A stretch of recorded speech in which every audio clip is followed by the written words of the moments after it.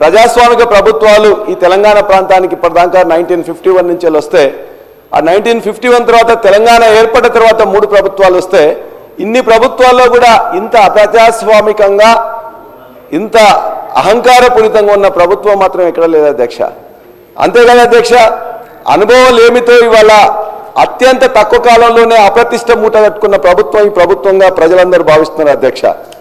అంతేగాని అధ్యక్ష, ఇవాళ అనేక హక్కులను ఎవరన్నా నిజంగా ఈ పని చేయలేదని చెప్పేసి ఎక్కడ ఎవరన్నా అడిగితే గ్రామాల్లో కరెంట్ రాలేదనో పంట ఎండిపోతుందనో ఎవరైనా జర్నలిస్టులు పోయి అక్కడికి అడిగినట్లయితే ఆ జర్నలిస్టుల మీద కూడా కేసులు పెట్టే, మహిళా జర్నలిస్టుల కేసులు పెట్టే దుస్థితి మాత్రం ఏనాడు ఏ ప్రభుత్వంలో రాలేదు అధ్యక్ష.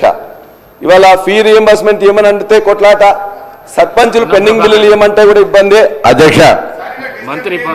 అరే సార్ లేని ఆ మహిళా జర్నలిస్ట్ పెట్టిన వీడియోను మీరు కూడా సభ ముందు మీరు చూసి అది పనిష్మెంట్ అని ఫీల్ అయ్యి ఒకవేళ పల్లారాజేశ్వరరెడ్డి గారి మీద కూడా అటువంటి మాటలు మాట్లాడి ఉంటే వారు ఎటువంటి శిక్ష అవసరం లేదంటే రేపు పొద్దుగా అటువంటి వీడియో తయారైతే పెద్ద ఇష్యూ కాదు. కాంగ్రెస్ పార్టీకి ఏదో పెద్ద తయారు చేయాలంటే పెద్ద ఇష్యూ కాదు. కానీ అటువంటి వీడియోలు కూడా వీళ్ళు సమర్థిస్తే అంతకంటే వాళ్ళకు ఉండేటువంటి ఎటువంటి విచక్షణ కోల్పోయి పూర్తిగా ఫ్రస్ట్రేషన్లు ఉన్నారో అర్థమవుతుంది. అనుభవం గురించి మాట్లాడుతారు. ఎవరికి అనుభవం లేదు అధ్యక్ష? కాంగ్రెస్ పార్టీకి అనుభవం కావాలా? అనుభవం గురించి మాట్లాడుతూ ఉన్నారు, లేకపోతే పెద్ద అనుభవ రాహిత్యంగా పని జరుగుతుంది అంటున్నారు. 14 సంవత్సరాల మొత్తం అణిచివేతకు గురైనాడు. ఎక్కడ అణిచివేతకు గురైనాడు అధ్యక్ష? ప్రజాస్వామ్యమే లేదని చెప్తా ఉన్నారు. 14 సంవత్సరాలు ఇటువంటి పద్ధతి మాట్లాడితే నేను దయచేసి సభకు సంబంధించి గవర్నర్ గారి ప్రసంగం మీద వారు చెప్పమనండి. వారికి విమర్శించదలుచుకున్నది మేము నెగటివ్ రోడ్లో పోతున్నామంటే మాకే అభ్యంతరం లేదు. గవర్నమెంట్ మేము 14 నెలల్లో మేము ప్రభుత్వం దిశ వేరుగా పోతా ఉన్నది, అవన్నీ మాట్లాడుకోండి. కానీ ఒక మాకు జర్నలిస్ట్ అంటే గౌరవం ఉంది. జర్నలిస్టులకు కాంగ్రెస్ పార్టీకి సంబంధించి ఎన్నడూ కూడా మేము అట్లా సొంత పత్రికలు సొంత టీవీలు పెట్టుకోవాలని ప్రయత్నం ఎన్నడూ చేయలేము. మేము జర్నలిస్టుల మీద విశ్వాసం అనేది మంచి రాయాలి, చెడుగు రాయాలని.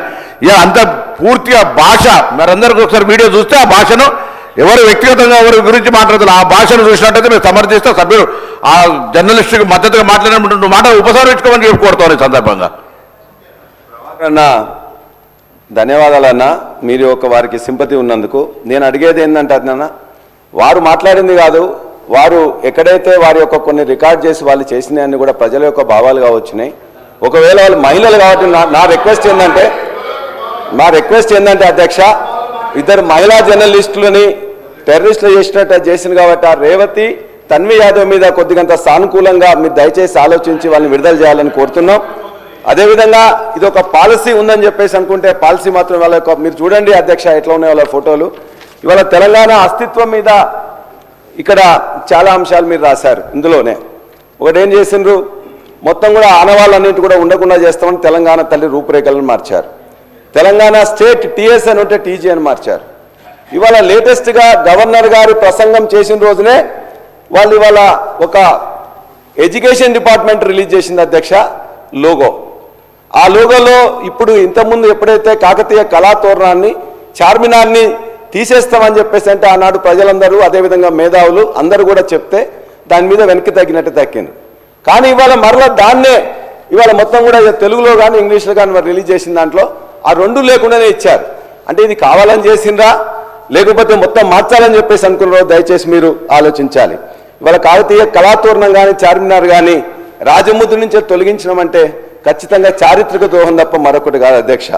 చేస్తే లోపాయికారిగా గోప్యంగా చేయాల్సిన అవసరం లేదు.